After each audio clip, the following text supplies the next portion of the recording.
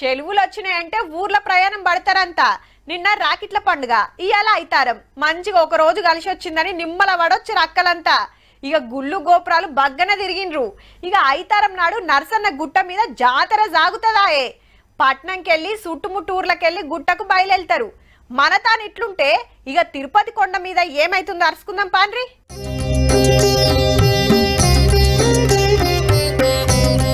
తిరుపతి కొండ మీద బొంత లెక్కనే గమ్మేసింది మంచు. దూరంకెళ్లి చూస్తుంటే లైట్లు సుతా మస్క మస్క కనబడుతున్నాయి. ఈగం చిన్నగా లేదు, మళ్ళా చలి పెరిగే వరకు భక్తులకు జరత తిప్పలైతుంది. నిన్నయాల కాదుల్లో ఈ 6 రోజుల సంధి గిట్లనే ఉన్నది కొండ మీద. ఓ రోజు ఆన జంపుడు, ఇంకో రోజు మంచు పట్టుడు. ఆనాకాలం చలికాలం ఒక్క పరే చూపిస్తుంది. మొన్న రాత్రి పూట జంపుడు జంపితే వరదలు వారినే అంతటా.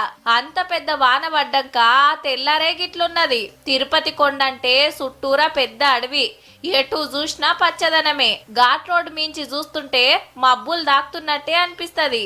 ఆనాకాలమే అయినా అంతటా పగటిలి ఎండ సురుకులు కొడతాంటే కొండ మీద మాత్రం కూల్ కూల్ ఉంది. ఇక ఈ స్కూళ్లకు వరుసగా సెలవులు వచ్చే వరకు భక్తులు సుతా బగ్గనే పెరిగిండ్రు. వాతావరణం మారింది కాబట్టి ఎన్కెమ్మటి ఓ ఛత్రి చలికోటు తీసుకుపోన్రి. 2 తీర్ల అక్కడికి వస్తాయి మరి.